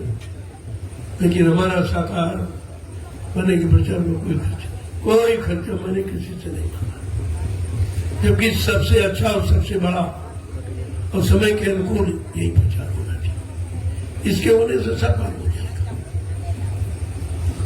इसके बाद आवासीय व्यवस्था, यहाँ किसी से कोई किराया नहीं मांगा जाता, रोटी का कोई पैसा नहीं लिया जाता, बिजली पानी का कोई पैसा नहीं लिया जाता, हवा दवा का कोई पैसा नहीं लिया जाता। ये धार्मिक शिक्षा संदेश, इसका कोई पैसा नहीं। जबकि पुरानी कहानी किससे लोग सुनाते, कितना खर्चा है, पुरानी चर्चा का खर्चा कितना लंबा, जबकि वो समय निकल गया, आएगा भी नहीं। लेकिन इतना बैठा करवा दिया लोगों को कि उसका भी पैसा दे रहे। जो चीज आने वाली नहीं है, जो काम सामने होने वाला नहीं है, जिसका नंबर ही नहीं है, बातें सुना रहे त्रेता द्वापर की, अब आएगा सतयुग, आने वाला सतयुग है। चर्चा तो सतयुग की होनी चाहिए, तो नहीं।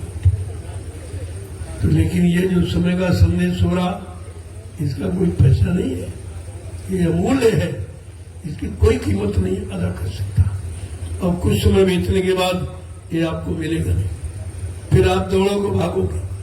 जब आपत्तियां, मुसीबत, बीमारियां, देवी प्रकोप, दुर्घटनाएं आपको घेर लेगी और कोई तुम्हारा सहयोगी दिखाई नहीं देगा, तब तुम महात्माओं की तरफ दौड़ के, तो महात्मा संदेश देंगे, वहां पहुंचोगे तो और आगे निकल जाएंगे, फिर वहां दौड़ोगे फिर आगे निकल जाएंगे। कहा है 400-400 किलोमीटर तुम भागोगे फिर ये संदेश जो आज मुफ्त में दिया जा रहा ये सुनने को नहीं मिलेगा। ये नहीं, आपके पास भी समय, मेरे पास भी समय नहीं होगा कि व्यवस्था जब लागू होने लगेगी तब ये समय कहाँ रहेगा बताने का। बताया तो पहले जाता है, व्यवस्था बनाने के पहले ये सब आपको बताया जा रहा कि ऐसी व्यवस्था का सूत्रपात होने जा रहा। आप सब लोग समय से जाग जाओ, समय से खड़े हो जाओ, सक्रिय हो जाओ और समय के कलयुग के इतिहास में अपना नाम दर्ज करा लें आप ही, क्योंकि इतिहास कलयुग का तो बना नहीं, अभी बनेगा। हर युग का इतिहास बनेगा तो कलयुग का भी नहीं, लेकिन कलयुग का इतिहास कोई बना नहीं सकता। ये सर्वप्रथम पहचान है कि कलयुग का इतिहास कौन बनाएगा। और बाबा जी ने वादा किया मैं कलयुग का इतिहास बनाऊंगा, मैं सज्जू को भगाऊंगा, यानी सज्जू को लाऊंगा, कलयुग को भगाऊंगा। ये सब संकल्प है। इतना बड़ा संकल्प जिसका है उसे भाई रोक कौन सकता, और उस संकल्प को दूसरा कोई पूरा भी नहीं कर सकता। ये झूठी आवाजें कोई लगावे, पहले भी लगाई, हिरण्यकशिप ने लगाई, रमन ने लगाई, हम ये करेंगे, हम भगवान हैं, हम खुदा हैं, सबने तो कहा, लेकिन कौन है उस समय ने बता दिया। ऐसे आज कितनी दुकानें लगी, सब अपनी अपनी बात करें, लेकिन काम उनके द्वारा, उनके पास काम की बात नहीं, दाम की बात। पैसा दो, सेवा दो, मेंबर बनो, सदस्य बनो, ये चंदा वो चंदा, इसके अलावा कोई काम की बात नहीं, क्योंकि काम उन्होंने कभी किया नहीं, काम का उनको अनुभव नहीं है, काम कैसे होगा ये जानकारी भी नहीं है। आपको सब समझना चाहिए। जय गुरुदेव। अब आपकी इच्छा है मेरा मिले, लेकिन लोगों दोस्त मैं कितने दिनों से आपको करके बता रहा था। मैं दूरी से प्रणाम करता हूँ, मंच पर आता हूँ तो प्रणाम करता हूँ, जाता हूँ तो प्रणाम करता हूँ, कहीं मिलता हूँ तो वहां जोड़ के प्रणाम ही करता हूँ। प्रणाम का प्रणाम आशीर्वाद होता है, आशीर्वाद चाहिए, प्रणाम करो। ये ऊना छूना, ये कागज पत्थर कलेंडर को छुआ जाता है, चेतन को नहीं। चेतन को माना जाता है और मर्यादा के साथ तो रहा जाता है, तो चेतन का लाभ आपको मिलेगा। मैं भी आपको प्रणाम करता हूँ, आप भी करो। और प्रणाम शरीरों को नहीं है, आत्मा से आत्मा का प्रणाम है कि आत्मा ही एक है, एक ढेरी की है, एक मालिक ही है और एक ही जगह जाना है। इसलिए उनमें इतना प्रेम हो जाए और आपस में इतना लगाव बढ़ जाए तो भी आपका काम सरल हो जाएगा। पहले समझो, तो दूर से आप लोग ये अच्छा रहेगा, आपके लिए भी अच्छा है। कहीं तुम रहो, कितनी दूर चलो जाओ, प्रणाम का प्रणाम आशीर्वाद होता है। जब भी करोगे अंतर्मुखी से, अंतर्दृष्टि से, तो आपका प्रणाम स्वीकार हो जाएगा। उसमें क्या बात है, इस बात को ध्यान में रखिए। जय गुरुदेव। अब आप लोग लाइन में आकर के हम आपका दर्शन करें, आप सबको प्रणाम करें और आपको आपकी मेहनत परिश्रम का, आपके सुकून शांति के लिए, बीमारी परेशानी कम हो जाए उसके लिए महाप्रसाद है। देखो ये कितनी बड़ी बात है, प्रसाद कोई बना नहीं सकता। मैं विश्व की बात करता हूँ, हिंदुस्तान नहीं, विश्व को कोई नहीं बनाता। इसीलिए ये लोग क्या कहते हैं, प्रसाद खरीद के लिया, बनाना तो जानते बेचारे नहीं, कहते दुकान से खरीद के लिया। अरे प्रसाद खरीदा नहीं जाता, प्रसाद बनाया जाता। बनाता कौन, जिसने पहले सदगुरु दाता दयालु को खुश कर दिया, उनके आदेश हुक्म का पालन करके, उनके वचनों पर अपने जीवन को चलाकर जितने अपने मालिक को खुश कर लिया, वो अपने सदगुरु की दुआ गया किसी वस्तु में प्रवेश करके जीवों को लाभ दे सकता है। ये चीज है, तो आप इसको भी ले लीजिए। मैं 12 वर्ष से लगातार बांट रहा हूँ, अब तुमको कभी नहीं किसी ने दिया और आज भी कोई नहीं दे रहा और आगे भी कोई दे नहीं पाएगा, क्योंकि प्रसाद बनाना ये सब के बस की बात है। ये सब चीजें समझने की है। और ये कहीं जाओ, कहीं इतनी दुकानें खुली हैं, पैसा सेवा देंगे नहीं, प्रसाद नहीं दे सकते, और देंगे तो उसका कोई लाभ नहीं। नकल तो करेंगे हमारी, लेकिन लाभ की नकल नहीं कर सकते। लाभ देना बड़ा मुश्किल है, वो नहीं हो पाएगा। जब तक सदगुरु के शरण में आप आत्मसमर्पित भाव से नहीं रहेंगे, तब तक उनकी दया का इस्तेमाल आप नहीं कर सकते, मिलेगी नहीं आपको। जय गुरुदेव। देखो वो उधर सुविवाह का मुहूर्त है, जल्दी से शुरू करो। ये उधर नहीं जाना चाहिए, आज की तारीख में रहना चाहिए। तुम समझते तो हो नहीं, दुनियादार के लोग शादी किसी तारीख में तय करते 12 के बाद 1 बजे बारात ही लाते हैं, तो उनका ये मुहूर्त खत्म हो जाता, इसीलिए उसका लाभ नहीं मिलता है, कोई लाभ नहीं मिलता। ये मुहूर्त उस घड़ी है कि 12 के पहले उधर नहीं, बल्कि 10 बजे मैंने कहा 10 बजे तक ये पूरा उसमें करना ही क्या, उसमें क्या करना, किसी की जरूरत है ही नहीं। मियाँ बीबी राजी तो क्या करेगा काजी, किसी की जरूरत नहीं। ये एक गवाह होते, ये बारात क्या है, गवाह, इतने गवाह नहीं। यहाँ तो इतने गवाह है, ऐसी तो दुनिया में कोई बारात है ही नहीं किसी की, और कोई ला नहीं पाया। और ऐसे बाराती जो भोजन अपना करते, नाश्ता अपना करते, और सहयोग तुम्हारे में। क्या ऐसा भी कोई स्थान है, ऐसी कोई जगह है, या किसी ने ऐसा करके दिखाया, ऐसी बारात कोई ला सकता? इस पर आपको विचार करना चाहिए। ये आश्रम की मर्यादा है, तो आप इसको देखिए और प्रसाद ले लीजिए। अब देखिए आप किस तरह से, तो जल्दी से इसको निपटाओ। ये श्लोक की बात, और लोक की श्लोक की नहीं, श्लोक की उसमें श्लोक लिखा हुआ है। इस श्लोक, अगर इस श्लोक में रहना है तो भाई इसकी बात माने। तो 4 वेदों में 1 लाख श्लोक है, 1 लाख, 80,000 कर्मकांड, 16,000 उपासना कांड, मात्र ज्ञान कांड के 4 लाख, इससे ज्यादा नहीं, 4,000 श्लोक है। और भी भौतिक जगत का, अध्यात्म की कोई उसमें कोई है ही नहीं, कुछ अध्यात्म की पहुंच नहीं है। तभी का वेद थके ब्रह्मा थके, थकी के शेष महेश, और गीता का जगम नहीं, वो सतगुरु का देश, वो तो उस देश से आते हैं जहाँ इनकी पहुंच नहीं, इनकी बैठ नहीं है। तो आपको तो समझना चाहिए। चलो फिर भी सामाजिक जीवन, व्यवहारिक जीवन, पारिवारिक जीवन को समझना चाहते हो, अब आप तो अनजान व्यक्ति प्रवेश ले रहे गृहस्थ से, उनके लिए संदेश हुआ है। अब वो मर्यादा के साथ अपनी मर्यादाओं को निभाए। और जो पंडित जी आए हमें, यद्यपि ये संस्कार नहीं है, ये संस्कार से कोई होना कुछ नहीं। संस्कार जो संतों के यहाँ पर पड़ता है वो आध्यात्मिक संस्कार होता है, वो लाभकारी होता है। ये तो आप शादी विवाह करते उसी दिन विधवा हो जाती है, कौन सा मुहूर्त था इनका, कहाँ श्लोक चला गया। तो श्लोक इनका बनाया नहीं है, कितनी पौराणिक व्यवस्था है। उस समय लोगों में ऐसे विचार थे, ऐसा अच्छा खान पान था, ऐसे मतलब उनके अच्छे कर्म थे, उनके लिए विधान बनाया गया था। और विधान बनाने वाले ऋषि मुनि महात्मा थे, योगी थे, ये भोगी सब सुनाते बताते, इसीलिए तो उसका प्रभाव नहीं पड़ता, कोई प्रभाव नहीं पड़ता। इसलिए जल्दी से इसको निपटाओ। ये 7 शर्तें और एक भी शर्त, जैसे राजनीतिक लोग शपथ ग्रहण करते हैं, ईश्वर को साक्षी करके एक भी काम नहीं, ईश्वर को भी नहीं डरते, उसको भी खा जाते, वो भी जेब में पड़ा ईश्वर भी उनकी। तो ऐसे से आप उम्मीद क्या करो, जिसमें भगवान की धारणा ने वो इंसान को क्या देगा, क्या इंसानियत उसमें है ही नहीं, वो इंसान को समझता ही कुछ नहीं है। तो जल्दी से इसको उठाइए हाथ, मुहूर्त के अंतर्गत इसका मुंह कर लीजिए। हमारा तो प्रभु नाम से ही सब हो जाता है।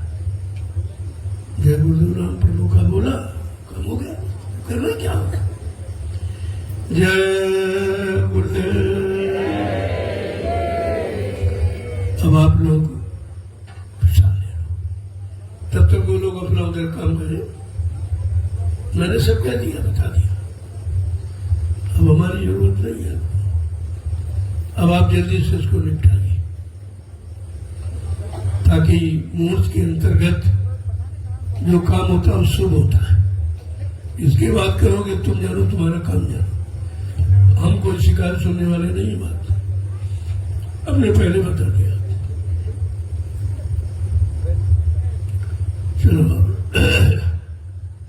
देखो आगे जीवन रक्षक गुरु पूजा महान पर्व 7 जुलाई से 12 जुलाई तक इसी स्थान पर होगा, इसी स्थान पर होगा, मनाया जाएगा। जितने गुरु प्रेमी हैं, जितने धर्म प्रेमी हैं, जितने समाज प्रेमी, देश प्रेमी हैं, मैं तो सबसे प्रार्थना करता हूं कि आप लोग आकर इस गुरु पूजा पावन पर्व में अपनी जीवन की रक्षा की सुरक्षा का संदेश जरूर सुनिए। ये कहीं नहीं होता, ये कोई नहीं आपको सुनाए बताएगा। मनाते तो हैं, पर्व नहीं मनाया, गुरु को मनाया जाता, खुश किया जाता। वो कैसे खुश होंगे? और जिनका गुरु ही नहीं, वो किसको खुश करेंगे? भाई फोटो थोड़ी काम करेगी मौजूदा। अब इन्होंने तो प्रचार कर दिया, मर गए, इनको जानकारी कुछ नहीं है। ये चीजें कहीं बनने वाली है। जो काम करने है अपना काम करके जाएगा, तो उसके बारे में कुछ जानते ही नहीं हो। क्यों, कैसा काम करेंगे, किस तरीके से करेंगे, उनकी क्या काम करने की योजना है, कैसी भूमिका, तो आप तो कुछ जानते नहीं हो। जो कुछ कह दिया उसे शोर मचाने लगते हो। तो अब आप प्रसाद ले लीजिए। जय गुरुदेव, जय गुरुदेव। देखो ये बाहर का जो मैदान गेट पर ये विद्यालय का प्रांगण है, इसमें कोई आवासीय व्यवस्था दुकान को अलाउड नहीं करेगी। बाद में आपसे कहा जाए फिर आपको तकलीफ होगी, सबको भगाया जा रहा, भगाया नहीं जा रहा, आपको समझाया जा रहा, आपको सहयोगी बनाया जा रहा। यहाँ भगाने की भावना हटाने की नहीं होती, समझो उसको। जब तुम्ही लोग आदेश नहीं मानोगे तो दूसरे कैसे मानेंगे? तो आप ये व्यवस्था को समझिए। इसलिए दुकानें मैंने कहा पीछे लगाओ, पीछे, और एक साइड में दुकानें कर लो, एक साइड में आवाज कर लो, बीच में रास्ता रखो तो मैं आपका दर्शन कर सकूं, सुमाता गाड़ी से निकल सकूं। और कितनी बढ़िया व्यवस्था दिखाई दी, एक तरफ दुकान, एक तरफ आवाज। थोड़ा पीछे हटा लीजिए। वैसे जो ये आसन की बाउंड्री है ये बिल्कुल सीधी जाएगी, यही सीधी जाएगी। ये विद्यालय का तो पहले से हम इसीलिए आपकी भाई थोड़ा बना अलग मजबूत व्यवस्था बना लो, बाद में हटानी पड़े तो आपको तकलीफ होगी। तो व्यवस्था तो पहले से आपको मैंने बता रहा हूँ। और धीरे धीरे गुरु पूर्णिमा की कार्यक्रम के पहले कह रहा हूँ इसको उधर पीछे कर, पीछे हटा लो आप, जैसे इधर है ऐसे उधर बच जाए। ये चीज है, किसी चीज को मर्यादित ढंग से, व्यवस्थित ढंग से जब करोगे तो उसका लाभ तुमको भी मिलेगा और तुम सबको लाभ दे सकोगे। मैं हटाता भगाता नहीं, मैं तो एक व्यवस्था की बात बताता कि आगे ऐसी व्यवस्था बनने जा रही है, तो उसमें थोड़ा आपको परेशानी न हो तो पहले से उधर पीछे बना लो। और जगह पड़ी है, जगह कमी नहीं, जगह बहुत है।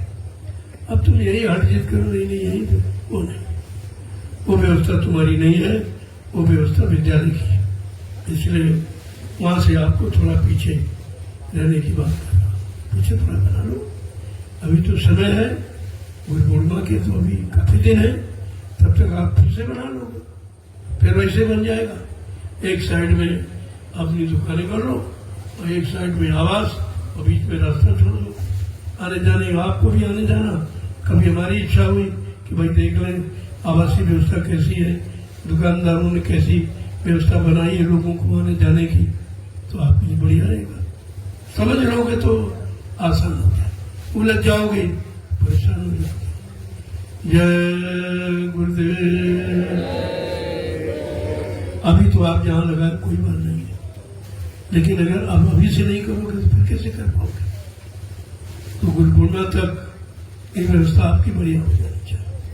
और आगे जहां दुकानी वहां कार्यालय बनेगी, क्योंकि कार्यालय भी नहीं बनेगा, बगैर कार्यालय के कार्य को सुचारू रूप से चलाया नहीं जा सकता। प्रेमियों को जानकारी नहीं मिल पाई, तो जितने कार्यालय हैं वो सब उसी लाइन में बना दी जाएगी, ताकि आपको जो आने वाले लोग हैं उनको सुविधा मिले, उनको जानकारी मिले। जय गुरुदेव। चलो आप लोग